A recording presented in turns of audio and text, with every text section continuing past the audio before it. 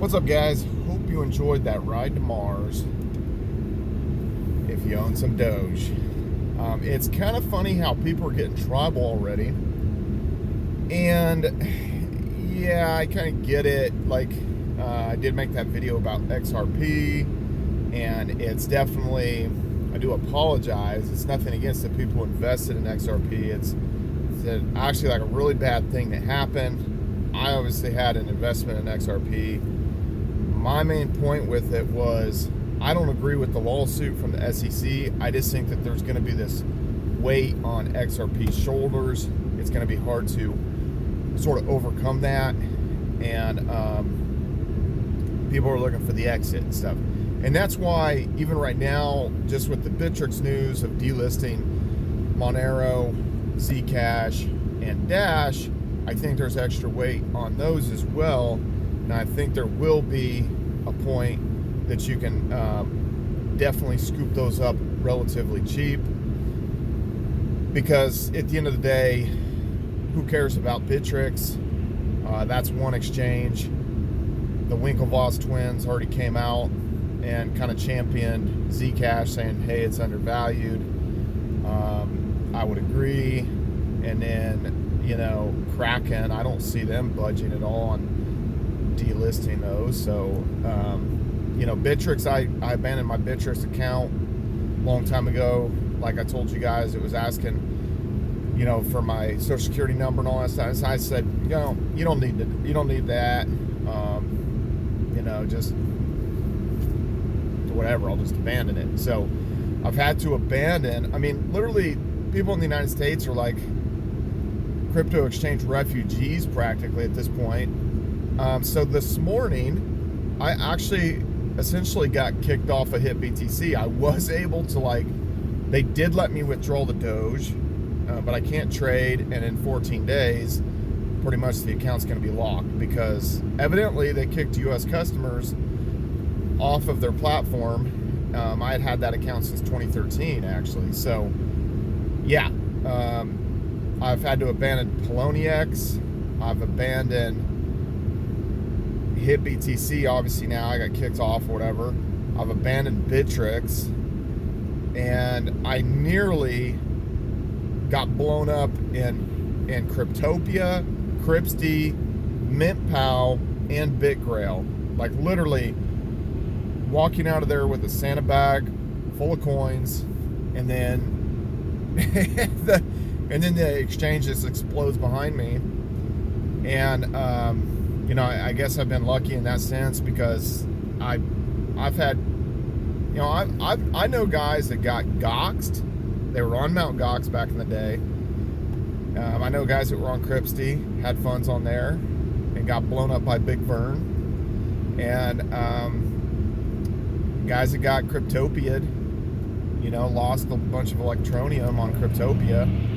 And, so for all practical parts, besides a little bit of dust, I haven't really lost anything in a major exchange hack or getting locked out or something like that. So again, kind of been lucky on that. But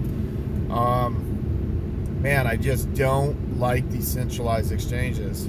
The best one, and people, if you want to review and you're kind of newer to the crypto space, you want to review. I do think that there is value in having a Coinbase account. I do like certain aspects of Uphold, but I would say my favorite exchange out of the fiat gateways and kind of being sensible with what they're doing and stuff like that would be Kraken. Kraken would be my favorite exchange as far as a fiat gateway. I really liked Binance, but I'm kicked off of Binance too. So, and now I could register for Binance US, and I guess I was hanging around on Binance longer than, because they were trying to get rid of US customers a while back, but I still had access to it, and a bunch of other people had access to it. So finally, I pretty much cannot trade. I can't deposit, on there or anything like that. So I need to kind of remove a little bit of dust, nothing major out there, remove that. Maybe I'll register for Binance US. Are any of you guys using Binance US? What do you guys think about it? But yeah, other than that, Ethereum, pumping hard today. So, okay, back to Doge. I know I'm kind of all over the place. So Doge might be rolling over now. It's just too hard to tell at this point. Crypto can sustain, 30, 35% pullbacks and, still have upward momentum and kind of regain traction and keep pumping.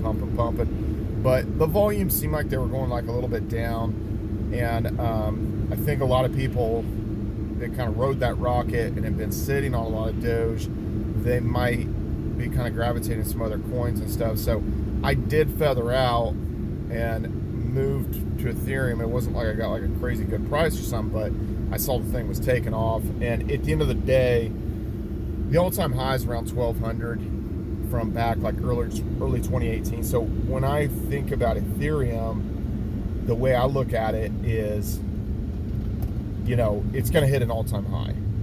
I just think that that's clear that it's going to hit an all-time high.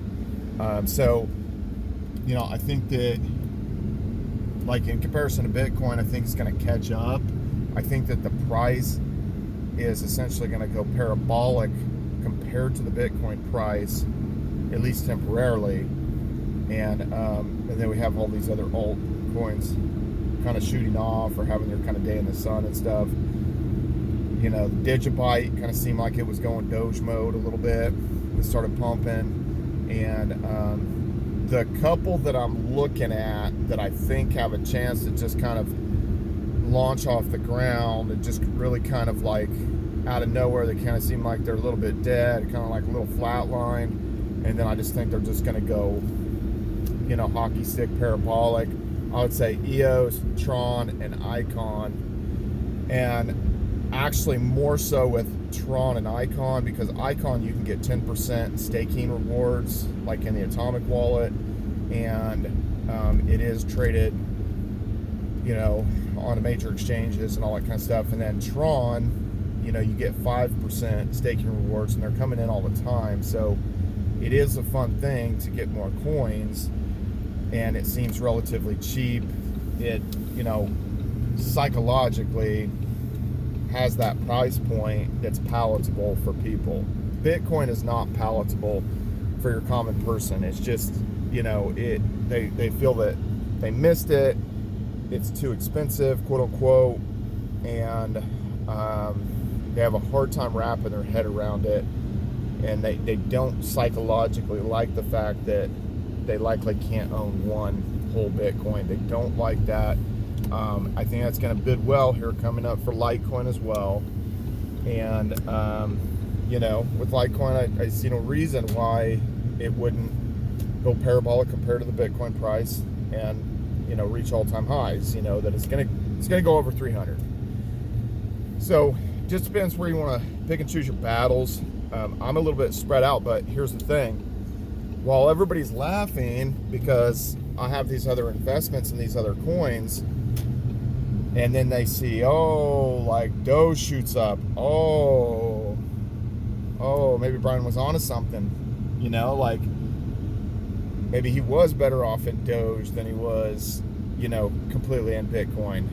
And I think the same thing is going to play true for some of these other investments. Some I'm going to have to wait longer on, but we'll see what happens. We'll see what happens with EOS. I think there's a couple things with EOS that are definitely kind of negatives even compared to, let's say, Zilliqa, Cardano, and others.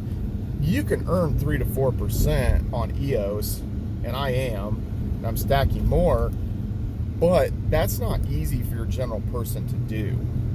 And I think, they can't just get in the Exodus wallet or get in the Atomic wallet and, stake EOS. It's like, well, you have to, basically be on the resource exchange with EOS, and, you've got to vote for, proxies, that are kind of giving rewards back, that the block producers are giving the rewards back to the proxies and doling that out to the people who voted for them and stuff like that. So it's not that intuitive for kind of your general person. And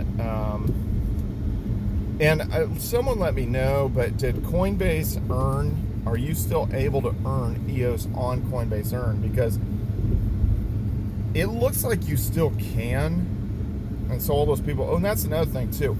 If you're not on Coinbase, you know, it might not make sense to do the whole thing, and I'll try to put an affiliate link down here when I get a chance and everything. But if you click on that, you'll get $10 of Bitcoin. I'll get $10 of Bitcoin, and then you can do the sign up for the Coinbase Earn, and that's just coinbase.com/earn. Once you have your account and you funded it with like $100, and the crypto that's being given in the Earn program is actually worth more than the $100 that you have to fund the account with. It's literally worth like $167, or maybe even more, 175 or something. So it's literally like a no-brainer. Like, you fund the thing with $100, and then you end up with more crypto than you kind of like, you know, pumped in the account, kind of thing. So you're already you already got everything covered, so to speak. So anyway, that's definitely one thing to do if you do want to get on Coinbase. And I think in general, there's a couple things that are going to play out. For one,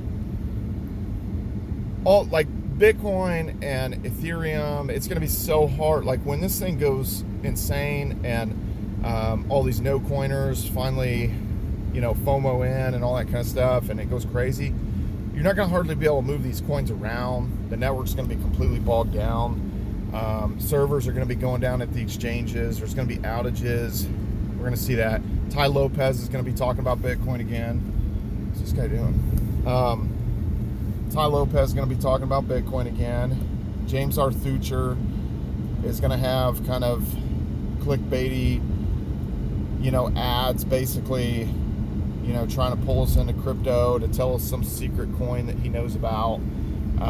You know, we're going to kind of see more of that. The gurus are going to kind of come back. They haven't came back strong yet.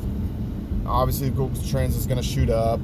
And I'm going to go into more depth of some of these things. And I need to do kind of a, you know, screencast and everything on the computer so I can show you some of this stuff. But there's about 5 or 6 things that I think are going to be kind of telltale signs that things are getting overheated. Now, my noob alerts did go off because in the last couple days, I've had quite a few people contact me and have a bunch of questions about crypto that are no coiners, that know that I was in it. They've been kind of like looking at this, looking at it, and then they didn't want to FOMO in. They don't want to FOMO in. We know the situation, and then it just keeps going higher and higher and higher and higher.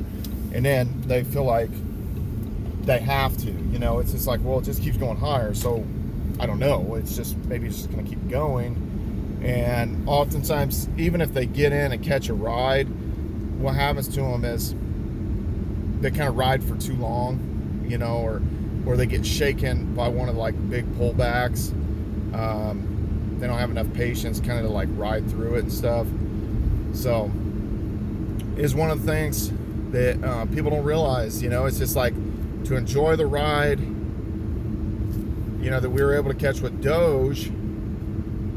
You guys saw my orders. Look back November 21st of 2019, and I showed you guys I was buying a bunch of Doge in my Kraken account, and I had other Doge and stuff like that, but that was, you know, that was a pretty hefty order, and I showed you guys that I was buying that. And now I'm telling you guys that, you know, I feathered out a little bit. It might be kind of rolling over, but, you know, you never sell out 100% of your position.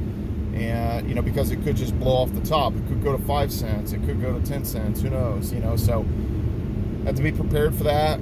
You're never going to catch absolute bottoms, absolute tops. But you just have to win more than you lose, and have to be patient, kind of wait, and you got to be strapped in, because that rocket's going to take off, and all the people talking smack on the launch pad, they're going to get torched, you know. And then so they're all mad because they didn't have any Doge. Oh, guess what? You know, they thought I was silly.